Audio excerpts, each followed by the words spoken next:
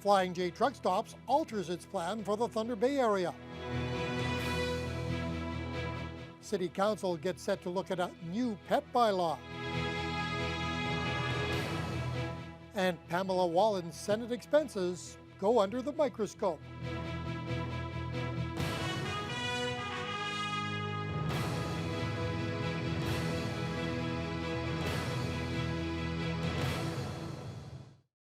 Thank you for being with us this evening.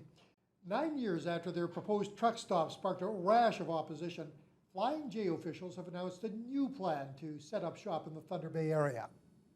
The company says it's abandoning its plans for a travel plaza at the corner of Oliver Road and the Thunder Bay Expressway.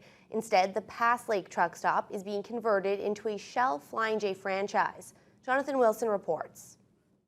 It's opening up again, and that is a good news story for Shunya.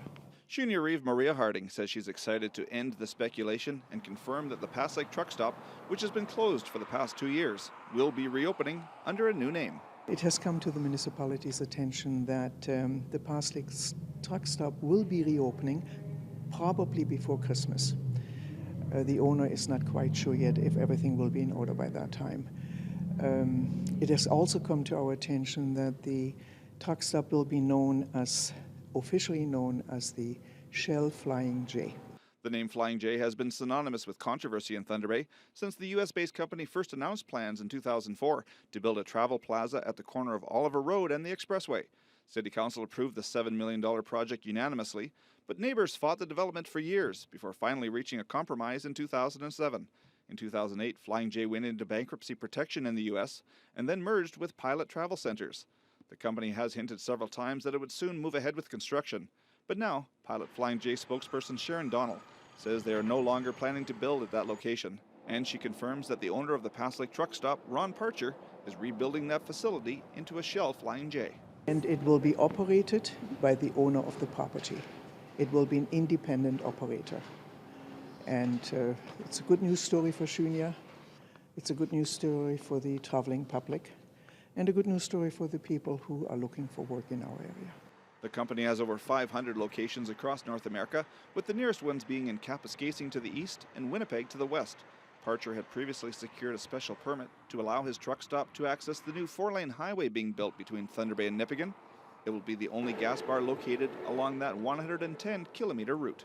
I think we have missed the truck stop for the last couple of years. I think it's appropriate that it is being reopened, especially with the new highway going through.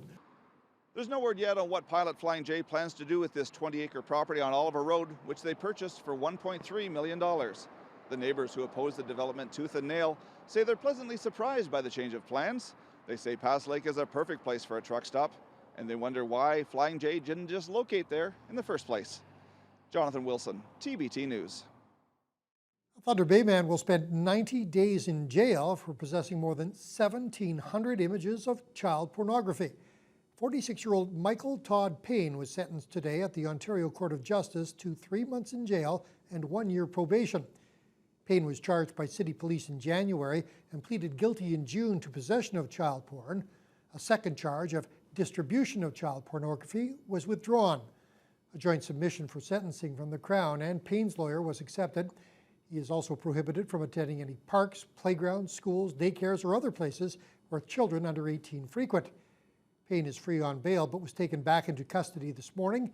He will have to report to the Provincial Sex Offender Registry for the next 10 years.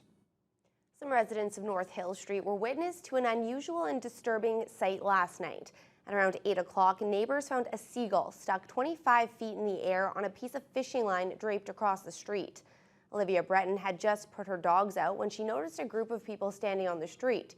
She looked up and saw a seagull hanging by its wing from a line in the middle of the road. He's hanging by one wing, he's trying to flap, and all he's doing is twirling himself around and getting the stuff wrapped even tighter and tighter around the end of his wing. The feathers on the end of his wing, of course, were all like finished. I mean, it's a creature, it's an animal. Like, they're so helpless. And that's our fault for things like that. That's humans, that's not their fault. After being told hydro crews, fire crews, and animal rescue couldn't deal with the situation, the neighbors pooled their resources to get the seagull down. Using a piece of fence post, a blowtorch, and a ladder, they managed to burn the line, unwind it, and allow the seagull to fly away. What remains a mystery is how the fishing line got there. It continues to run through the trees through several blocks of property. A new bylaw may be in the works for Thunder Bay, and some say it's long overdue. Right now, there is no limit on the number of cats or dogs anyone can have in their home or apartment, and that's led to some troublesome cases of animal hoarding in the city. Many communities already have bylaws in place, and there is a wide range in the number of pets people are allowed to have. Some places let pet owners keep as many as 6 animals, others limit it to just 4. Councillor Aldo Roberto thinks it's time for Thunder Bay to have its own bylaw, and he says the research is already underway. They've looked at other cities, they see what they're doing, what their best practices are, and we're going to adapt those best practices. We're not here to reinvent the wheel and make up new ones. We're just going to adopt what other cities are doing, and from what we're hearing from the other cities, it's turned out to be a very, very positive tool in the toolbox to assist people in sort of taking care of individuals who don't take care of their pets. Pets aren't the only bylaw for discussion at tonight's meeting. Representatives from the Regional Health Sciences Centre will also be on hand. They've been trying to get people to stop smoking on the hospital property, but that hasn't worked. So they will now ask Council to amend its municipal smoke-free bylaw to include the grounds of the hospital. The province of Ontario has yet to reach an agreement with the federal government regarding the experimental lakes area near Kenora. The province has committed to cover the cost of operating the ELA, but time is running out. Ottawa recently cut funding to the 40-year-old facility. It was allowed to be reopened for a limited time while an agreement was worked out. Scientists from all over the world pay to use the station, and according to the Council of Canadians, the operation costs are between $200,000 and $400,000 per year. Kenora MP Greg Rippard, who was recently named the Federal Minister of Science, says he remains hopeful and positive that the process to transfer the ELA will be a success. Organization out there in a position, given its academic connections, its global characteristics, to continue on with that research. Over the past 8 or 9 months, we've been working closely with that organization, bound by a confidentiality agreement, but supporting it with business plan development and various strategic things that the IISD felt were necessary in order for them to transfer. Rickford says it now rests in the province's hands. He adds he's confident the government will live up to the fact they're holders of the land, that the research is taking place, and there will be a smooth transition moving forward. Ontario Provincial Police have now released the name of a man whose body was located near Marathon earlier this month. He's been identified as 59-year-old Miroslav Naboracek of Kitchener. The man was found by blueberry pickers August 3rd inside of a vehicle parked in a remote area off of Highway 17. Police say foul play is not suspected. A hitchhiker who was seemingly desperate for a ride is in hot water with police following a dangerous stunt this weekend. OPP were alerted Saturday evening after a witness saw the hitchhiker jump on a transport truck that was stopped at a red light at the Thunder Bay Expressway at Red River Road. Officers finally located the truck in Shunya Township at Eldorado Beach Road and found the hitchhiker huddled in the space between the tractor and the trailer. He's been charged with a seatbelt infraction. Food and housing are 2 areas of concern that local women's shelters always have to deal with. But today, Faye Peterson House and Biedigan got a boost from a local real estate agency to help deal with that issue. Royal LePage pooled together their resources and donated $3,000 to the 2 shelters today. That money came from a Mother's Day yard sale that was put on by the company with some assistance from AMJ Campbell Moving. Homeowners would drop off items for the yard sale, and others would buy those items or simply donate money to the cause. People would bring in, a $50 check in here, put it in the bank for your cause. It's awesome. Well, I think it's really important that when the community is involved in anything that has to do with fundraising for us, that they get to know what the issue is, right? They get to know that this is about violence against women and that the community is out there supporting us to raise funds for a really important cause. That'll really help them with their first or last month's rent or whatever they need for their homes. So it is a really good opportunity for us to utilize the funds that we get from people like Royal LePage, which is really very, very helpful for us. This was the first year the Royal LePage Mother's Day yard sale has been held. All proceeds go directly to Faye Peterson and Biedigan. The 2 organizations help women who are fleeing abusive situations, and in total that money will help hundreds of women and children in our community. Thrill seekers and people who just can't get enough carnival food and entertainment turned out at the Canadian Lakehead exhibition over the past 5 days. The annual event draws in huge numbers and this year tops some of the biggest attendance figures to date. Courtney Rutherford wraps up what's been a fun week for everyone who attended. If you've driven down Memorial Avenue in the past couple of days, there's a chance you've heard something like this. It's the final day of the annual CLE, and close to 70,000 people have walked through the gate. The fair has been around for 123 years, and the success of the event always comes down to one thing. It's tradition. Grandma and Grandpa brought their children here. Their children are now bringing their children. And I think summer without the fair is not summer. With various kinds of entertainment, rides for all ages, and various types of food, such as corn dogs and freshly squeezed lemonade, there's just about something for everyone. Just hang out, have some fun, family fun, entertainment, spend lots of money with the kids. Well, we've already done the Tilt-A-Whirl. I'm hoping that we'll do that one over there. I'm not sure what it's called. And we're going to do the Ferris wheel fairly soon. So I love it. Every year I'm going to come. Best part about it, if you're going to do it, is do the Ring of Fire. Do the Ring of Fire. But there isn't just thrill rides to test your level of bravery. There's also a number of games to test your skill level, like the classic dart game.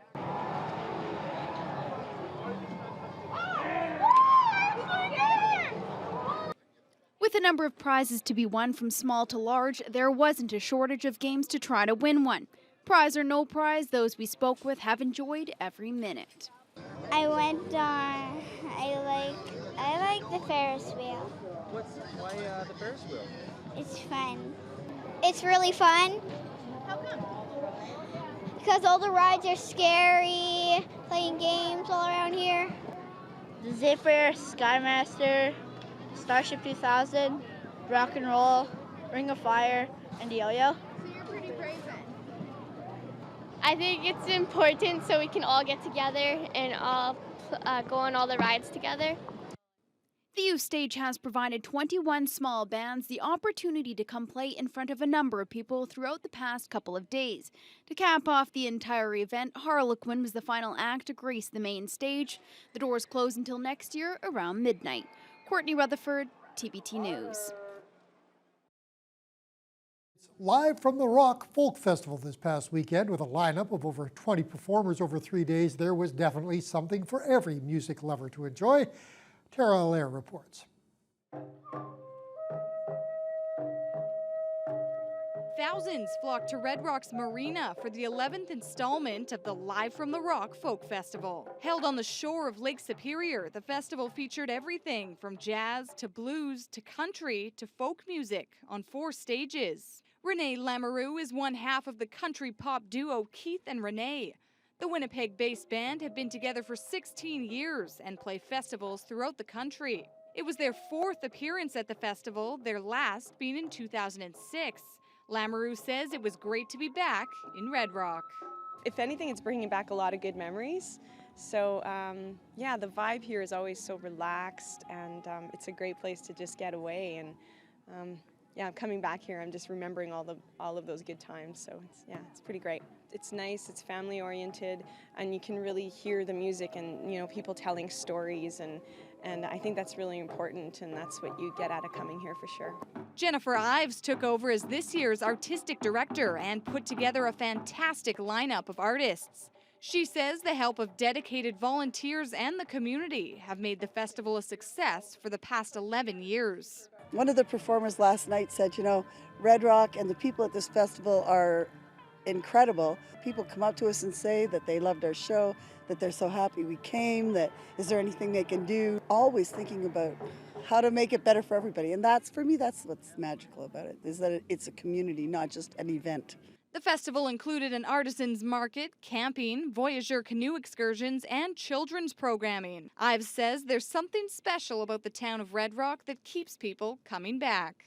The festival itself is almost an extension, because the community here, they care so much about each other. There have been a lot of bumps in the road in this town, and the fact that it's still here and has beautiful parks and gardens and this facility and that they're open their hearts up to complete strangers. You know, I think it's just a magic.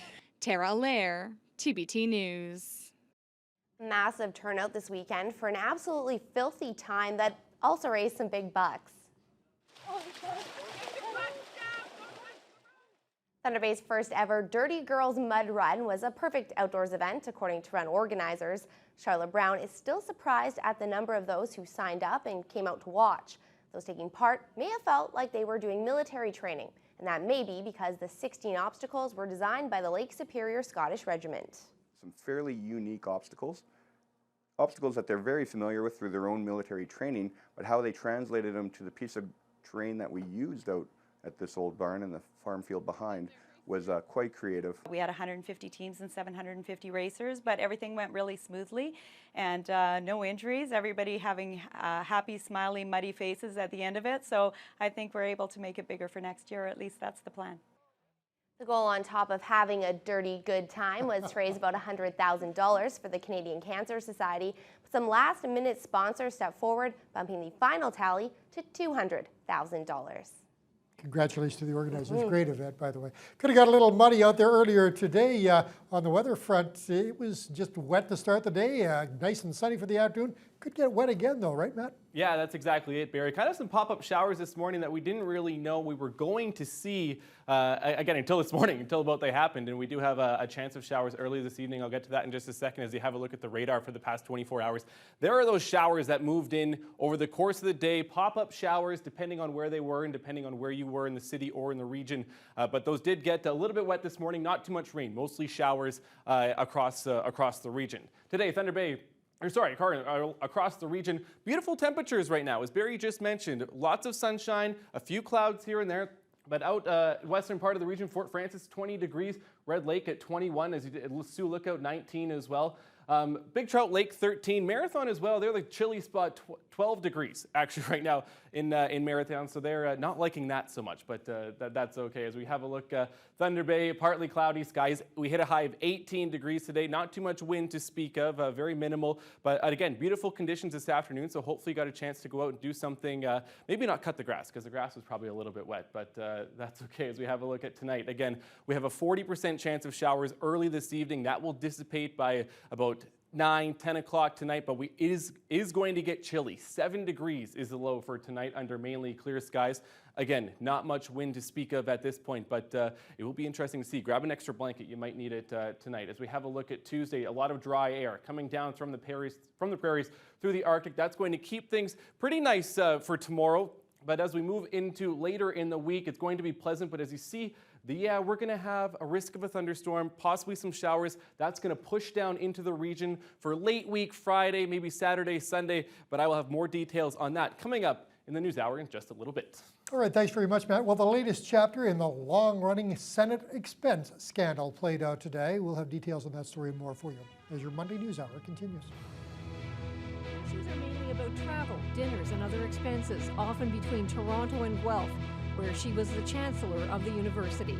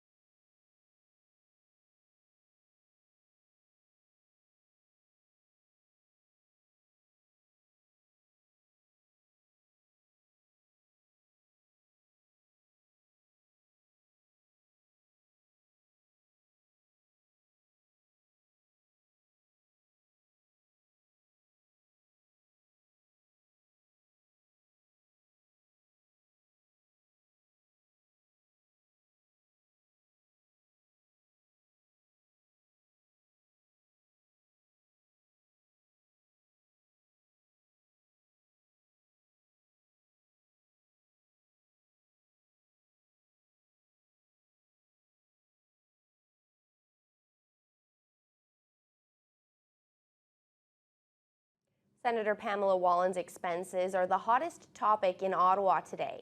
A report by the independent auditors who combed through her claims was handed over to a Senate committee this morning.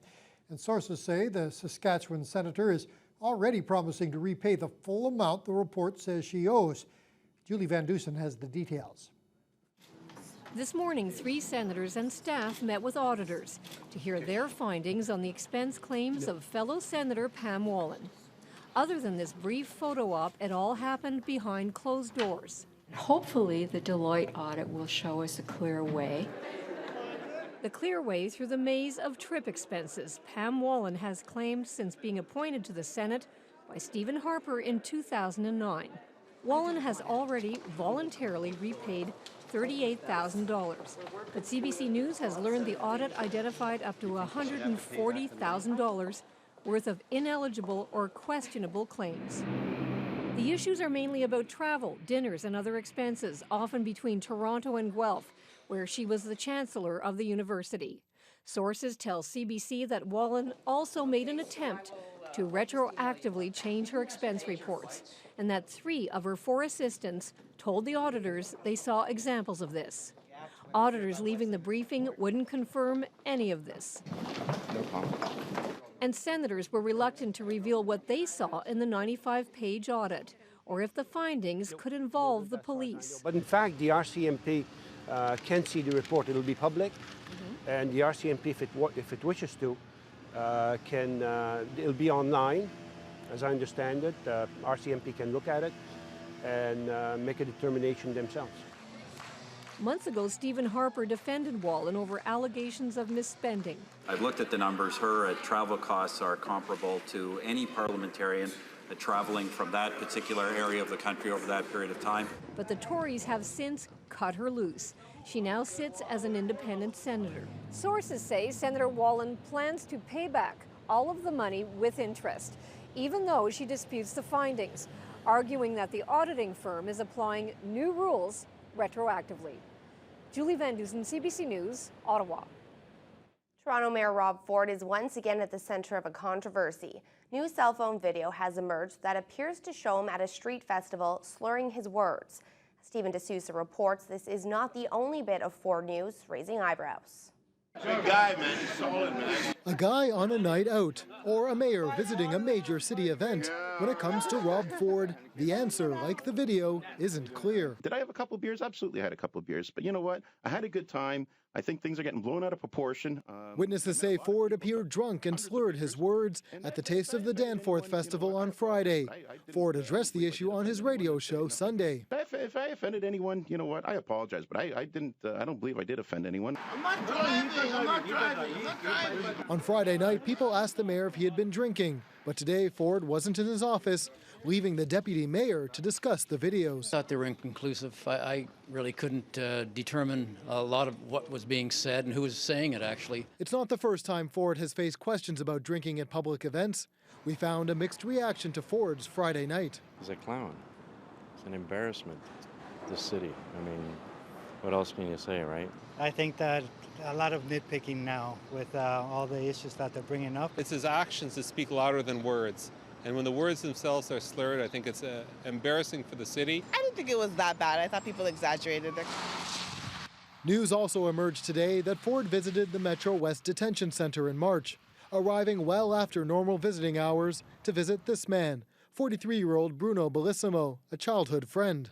That's just the way the mayor is. He goes to a lot of places, sees a lot of people, and tries to help as best he can. Holiday says Ford needs a driver to help him out, something other councillors say could solve some issues. This is a person who knows the suspicions that swirl around him, so protect yourself by having professional staff with you. Ford himself was not available today to answer any questions. Stephen D'Souza, CBC News, Toronto. The province of Nova Scotia announced today it's hired a former Ontario prosecutor to review the case of Rehtaeh Parsons, the teenager who complained of being bullied online, then died following a suicide attempt. She reported being assaulted by 4 boys in 2011. Police investigated at the time but didn't lay any charges. As Jack Julian reports, the new review will look at that decision. The story of Rehtaeh Parsons continues to reverberate in Nova Scotia. Today in Halifax, government ministers announced details of the next external review. Our goal is to ensure that no stone goes unturned and to give us the most broadest perspective of what transpired here. Murray Segal is a former Deputy Attorney General of Ontario and its former Chief Prosecutor. He says he has a lot of interviews to do. All of the people involved in the initial investigation from the police and the Public Prosecution Service. And I also intend to reach out to the family, of course. The review will examine if police followed their own guidelines for investigating allegations of sexual assaults, child pornography, and cyberbullying. It will also assess the legal advice prosecutors gave to police. Another element is the impact of social media on young people and their families in the context of a police investigation. I'm hoping to learn more about that and make recommendations that may improve the justice system. Segal has no power to force anyone to cooperate with his review, but police and prosecutors both say they'll do all they can to assist. Halifax Regional Police and the RCMP will cooperate 100% into this investigation. Nova Scotia's Public Prosecution Service was created to ensure its independence from provincial politics, but Landry says in this case, ordering a review was the only option. Not to question it, I think, would be wrong, and I think it's healthy that we have this opportunity to do that. The review will cost $200,000 and will take roughly 6 months. Landry says if it uncovers any new information, police are free to widen their investigation. Jack Julian, CBC News, Halifax. James Whitby Bulger, the former head of Boston's Irish mob, faces life in prison after being convicted of playing a role in 11 murders during the 1970s and 80s. However, after 30 hours of deliberations, the jury said not proved or no finding in 8 other murders, much to the anger of the family members of the victims. As the head of the Winter Hill gang, Bulger allegedly shot or stabbed some of the victims himself and ordered the deaths of others. A lover's spat, a dangerous situation, and a dramatic rescue in China. The woman you see dangling there was arguing with her boyfriend from her 5th-floor balcony when she slipped and fell. She'd locked him out of their apartment, so he was on the balcony below. Now, he managed to grab her as she fell, but he was also dragged partway out the window in the process. Neighbors and firefighters worked together, and after about 20 minutes, the couple was lifted to safety. No word whether they continued the argument afterwards. Let's take a look at the activity on the markets today. In Toronto, the TSX posted a 52-point gain to close at 12,594. The Dow slipped 5 points to 15,419, and the Nasdaq was up 9 points to 3669. The Canadian dollar dropped 8/100ths today to 97.06 cents US. Gold jumped $22 to $1,334 an ounce. Oil edged up 14 cents, 106.11 a barrel.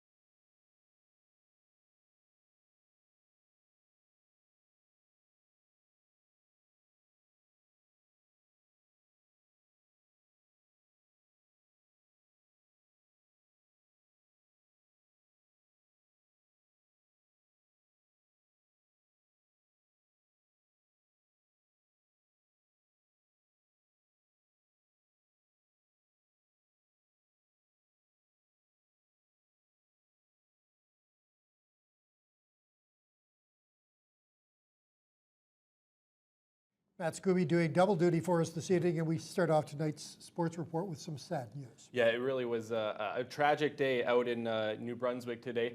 Hockey World, it's a 16-year-old prospect with the Acadie Bathurst Titan has died. Forward Jordan Boyd collapsed and died today during the Quebec Major Junior Hockey League team's first day of training camp. Boyd was a 2013 fourth-round pick and had received a medical evaluation prior to camp, but an autopsy has been ordered. Meanwhile, on the diamond, the Toronto Blue Jays were looking to salvage a split of their 4-game series with Oakland at the Rogers Centre this afternoon. Jay Happ making his second start since returning from injury. He missed 3 months recovering from a skull fracture after being hit in the head by a line drive. And things don't start well. The first batter he faces is Chris Young, who takes him yard on the 10th pitch of the at-bat. The solo shot is Young's 10th of the season, and the A's jump out to an early 1-0 lead. Top three, Happ gets some help from his defense. Yoenis Cespedes with the ground ball to third. Brett Laurie barehands it, makes a strong throw to get Cespedes at first. The Canadian making it look easy a day after his bobblehead day. There you go in the home half of the inning. Jed Lowry says, anything you can do, I can do better. Gets to the Jose Bautista ground ball in the hole, makes a leaping throw that gets Bautista at first. Some good defense in this one. Skip all the way to the bottom of the 8th. Runners at the corners. Bautista, hot shot to third. Goes off the glove of Alberto Callaspo. Jose Reyes scores on the error. That ties the game up at 1. Top 9 after Casey Janssen loaded the bases.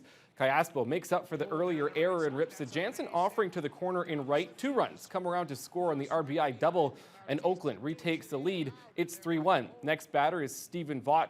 He laces a base hit to right. Another run scores. A's would add another in the inning, and they go on to win 5-1 the final. They take 3 of 4 from Toronto. On the local scene, the Lakehead Thunderwolves hockey team has landed another recruit. The team announced today that defenseman Andrew Tessier will be on the roster this season. Last year, the 6'1", 205-pound D-man played 41 games with Drummondville of the QMJHL. From one team who hasn't started their season to another that just finished it. Yes, the Thunder Bay Border Cats. Last night, the Cats wrapped up another disappointing year against the Alexandria Blue Anchors. Pick things up in the bottom of the 7th, 4-2 Alexandria after Carter McEachern led off the inning with a double. Dylan Becker hammers one off the wall in right center. McEachern scores to cut the lead to 4-3. 2 batters later, Jason Vossler with a base hit to center. That catches Becker. It also ties the ball game up at 4 apiece. Same inning, Cats put 2 on, and Adam Collins absolutely crushes the Dominic Reed pitch to left. The ball clears the scoreboard and then lands on High Street. That's a bomb 3-run shot. Collins' 3rd long ball in just 11 games this season. Cats lead 7-4. Next inning, Blue Anchors load him up, and Andrew Mulatto rips a double to right center. 2 runs come around to score, and then after a Tyler Curtis sac fly tied the game, Chris Goodman rips a double of his own to the gap in left center. 2 more runs plate, caps a 5-run inning. Back and forth we go. Blue Anchors are back on top. It's 9-7. Move to the bottom of the 8th after McEachern scored on a wild pitch to cut the lead to just 1. Tyler Duplantis, he bloops a single to right. Becker counts, and of course, what do you know? We're all tied up again. Next batter is Vossler, and he hammers one to the corner in right. Duplantis scores all the way from first, and Vossler will end up on 3rd with a triple. Cats retake the lead. It's 10-9. So to the top of the 9th, Thunder Bay within an out of winning the game. But yeah, has been the story all year. The runners on the corners. Curtis singles to right. Dalton Luce crosses home with a tying run. We've got free baseball for the last game of the season. Top 11, bases loaded. Ben Allen, base hit to right. 2 runs score.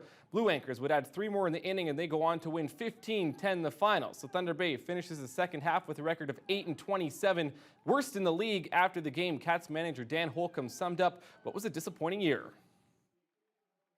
We broke a lot of offensive records. You look at Tyler Duplantis with the RBIs. You look at Dylan Becker with runs scored. Phil Lyons with stolen bases. Last night scoring 18 runs.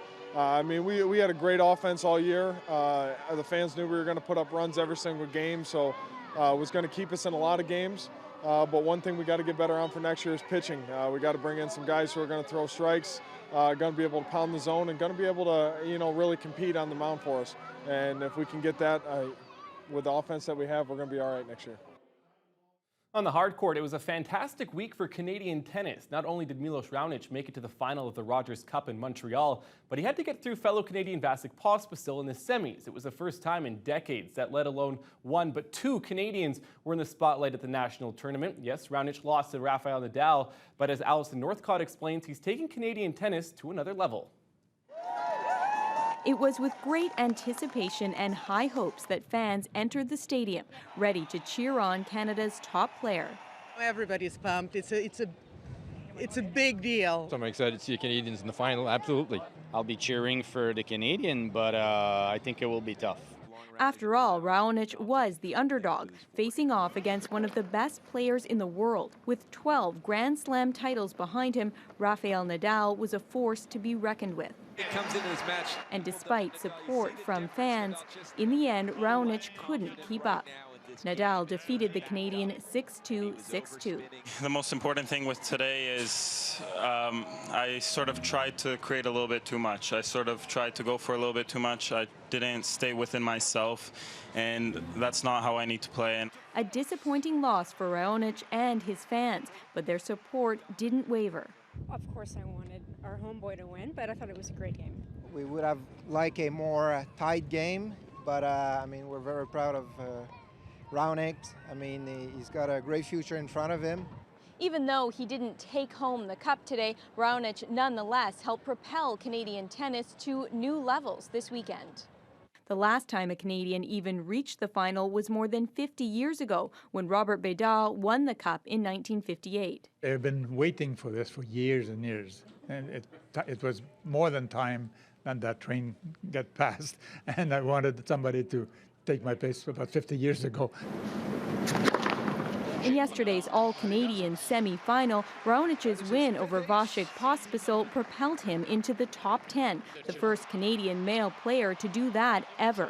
We're making a mark that we want to be amongst the best in tennis, and this is just the start of it. Ici, c'est le most important moment of my career so far, so I'm really happy that I can be here. Thank you very much. And some say it's just the beginning for Raonic, too. He called today's match a stepping stone and a motivator to keep getting better. Alison Northcott, CBC News, Montreal.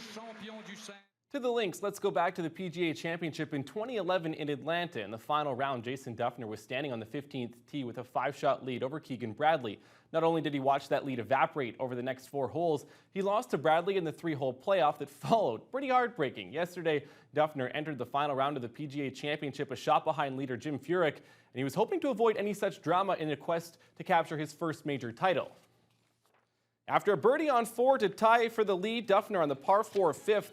His second shot, this was the toughest hole on the golf course yesterday, but Dufner making it look easy.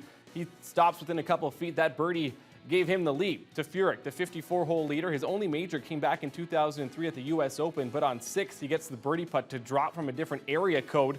That moves him back into a tie for the lead. All weekend, Dufner was hitting great approach shots. That continued on 8. He nearly holes out for eagle.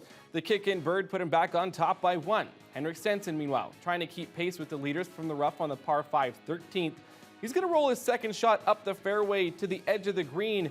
He would 2-putt from there for birdie to get within 2 of the lead. But on 14, he ends up in a divot and is going to chunk his pitch into the bunker. Looking like me on the golf course, that's for sure. That led to a bogey and dropped him out of contention. After a couple of nice chips with the fairway wood around the green that helped him save par, Dufner was back at it with the irons on 16, just dialed in, spins it back to within a few inches. That's another birdie. Furyk also birdied the hole, but on 17 runs into some trouble, duffs his chip. That led to a bogey, puts Dufner up by 2, and Dufner would tap in on 18 to win this year's PGA Championship, his first major win. In Moscow, Canadian Brianne Tyson is second after the first 2 events of the heptathlon at the World Track and Field Championships. The native of Humboldt, Saskatchewan, is behind a Ukrainian after the 100-meter hurdles and the high jump. The 7-discipline event wraps up tomorrow. And that's not for London, Ontario's Damien Warner, who won a bronze yesterday in the decathlon. That was Canada's first medal at the event in 18 years. Wow. So pretty cool stuff from him. Yeah, been a bit of a drought. Nice to have it over. No Thanks kidding. very much, Matt. Yeah. Well, tonight at 10 o'clock, we have the new series Under the Dome. With your full viewing lineup, here's tonight's edition of Teletalk. Tonight, we've got murder games, survival stunts, and life in a fishbowl on Global Thunder Bay. Starting at 8 on Psych, a VIP party turns into a murder mystery weekend for Sean and Gus. Then at 9 on Get Out Alive with Bear Grylls, the 5 teams must rappel down a dangerous cliff. And at 10 on Under the Dome, Junior stands up to his father and discovers the truth about his mother. Over on CKPR Thunder Bay tonight, the flesh may be weak, but the spirit certainly isn't. First at 8 on Murdoch Mysteries, William investigates a murder seemingly committed by a ghost. And at 9, The team searches for the mother suffering from postpartum psychosis on Cracked.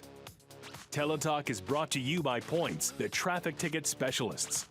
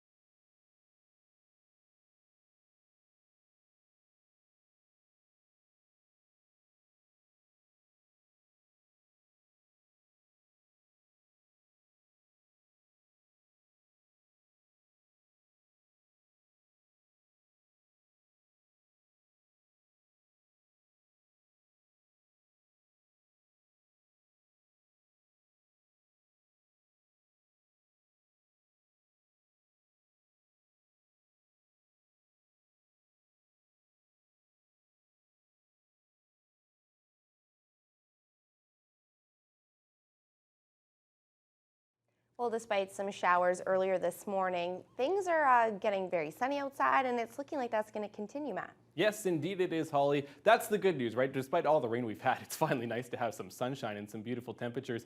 Speaking of that, today, obviously, we reached a high of 18 degrees. As Holly mentioned, we did have that passing shower this morning.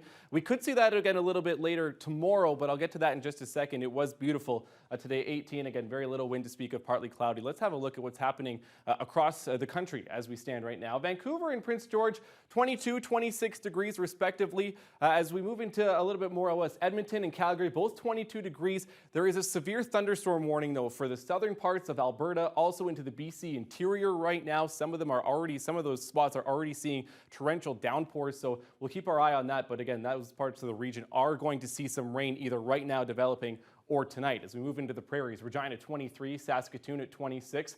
Mostly sunny skies out on that part of the country. Winnipeg 22. As well, seeing lots of sunshine. Can't complain about sunshine. Again, as I mentioned, particularly with the July we just had. As we move into southern Ontario, Sault Ste. Marie 18, cloudy skies, and that cloud continues out through Toronto, Montreal, 22 degrees in Toronto, and Ottawa, Montreal, 18 degrees as well. Quebec City, a little bit more sunshine out in Quebec City, 21 degrees. As we move into the East Coast, Fredericton sitting at 26. Beautiful sunshine. Again, East Coast, can't complain about sunshine. Halifax right now, 22 degrees. Beautiful skies, as is Charlottetown. St. John's at 20 degrees, and they are loving life out on the East Coast right now. As we have a look at what's happening across the system's map today as we see that high pressure system moving down. That's what's going to continue through tomorrow. But as we get into Wednesday, you're going to see this cold front that's pushing down with a low pressure system in front of it. This is what's going to cause part of that precipitation that we could see later in this week and possible for the weekend as that continues to move down through the region. But again, we'll see for the most part, for the late part of this week, we will be seeing some beautiful temperatures. As we have a look at what's going to happen across the region tonight, Dryden, 7 degrees, as is Atikokan, but mainly clear skies. Going to be chilly, yes, that's for sure. So if you're going to have a bonfire tonight or thinking about anything like that, well, it's Monday, but you never know, why not? Grab an extra sweatshirt, grab an extra blanket, that's for sure. 4 degrees in Armstrong. I want to talk about chilly. We're almost down to the freezing point. That'll continue into Greenstone, Marathon, the North Shore. Sault Ste. Marie does have a chance of a thunder shower tonight when they're going to sit at 10 degrees. Moving into the forecast tomorrow, that rain is going to be possible, continuing for Sault Ste. Marie as they might face some showers. The North Shore, Greenstone as well, as we move up across, there could face a passing shower as well. As I mentioned, nothing too bad though. Shouldn't be anything too bad. West of the region looks beautiful at this point. 21 across the board from Red Lake to Kenora to Dryden and Fort Frances. So they, again, beautiful temperatures out there for tomorrow. Thunder Bay at this hour, 17 degrees, mostly cloudy skies. Wind is gusting a little bit up to 21 kilometers per hour. But again, that will taper off into the evening. As we get into the evening, as I mentioned, same thing with across the region. Very chilly temperatures, dropping down to 7. Chance of a possible shower, as I mentioned earlier, 40% chance early this evening, but that will be gone by about 9 or 10 o'clock tonight. Again, not much wind to speak of later tonight. As we have a look at your day tomorrow, partly cloudy skies tomorrow morning, but it's still going to be 7 degrees. But as we hit the noon hour, going to be 17, sun and clouded, as I mentioned, tomorrow afternoon. There's about a 30% chance of a passing shower. It's going to depend what area of the region you're in, about whether you will see a shower or not. It's even in the city as well. It could be across the city. You might see some showers, you might not. It depends, again, on where you are. As we have a look at the 5-day forecast, Tuesday, partly sunny skies, again, chance of a shower. Wednesday, mostly sunny, 24, but what I want to show you is these temperatures. As you have a look, 24, 25, 24, 24. It's going to be a beautiful week for the most part. As we get into the weekend, we could see some possible showers, but there is lots of sunshine, and those lows are going to stay a little bit higher than they have been, which is definitely good news at this point. But again, get out there and enjoy that beautiful week ahead.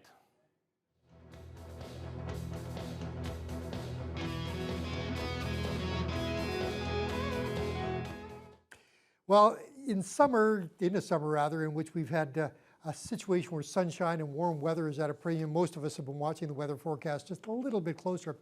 But how much do you know about the systems that form our weather? Well, Emily Curtin has a bit of an explanation for you in this week's edition of Cool Science.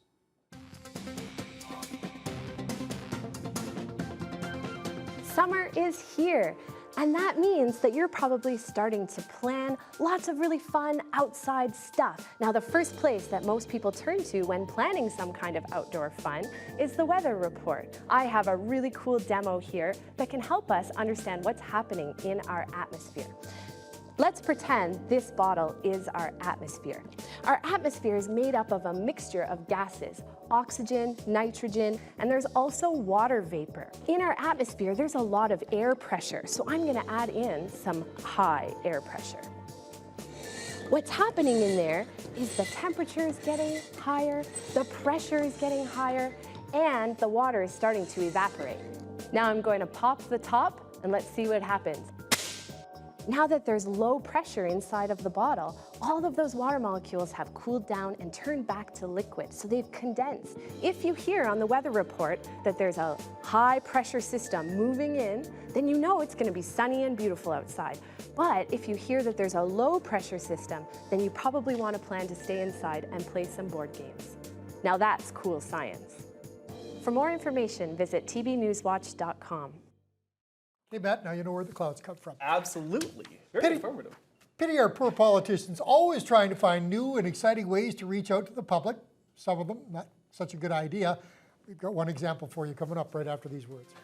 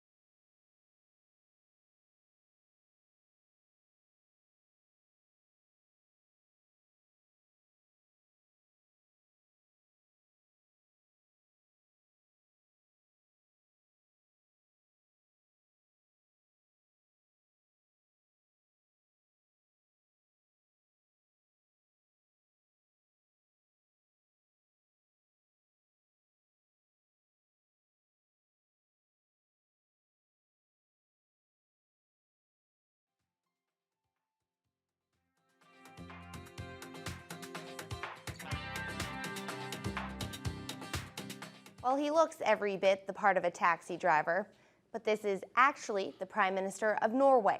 He went undercover to get the scoop on what his people really think. The stunt was dreamed up by an ad company helping with his latest campaign. The general consensus: he's a better politician than driver. We'll find out if the whole country thinks so. Norwegians go to the polls September 9th. Knowing how little most people think about the average politician, you've got to bet this guy's got to be a terrible driver.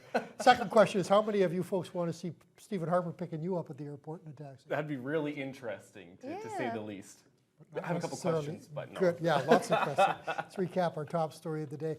After 9 years, it seems that the Flying J question has been settled. The company has confirmed it no longer has plans to build its travel center on the Thunder Bay Expressway. Instead, it is going to go ahead with renovating the Pass Lake truck stop and offering services from there. Sports-wise, Andrew Tessier, the newest Lakehead recruit for the Lakehead Thunder Wolves hockey team. Also, weather-wise, beautiful forecast ahead. Possible shower tomorrow, but be sure to get out there and enjoy the sunshine. Haven't been able to say that much. Yeah, so. right. Thank you so much for joining us this evening. Have a great night.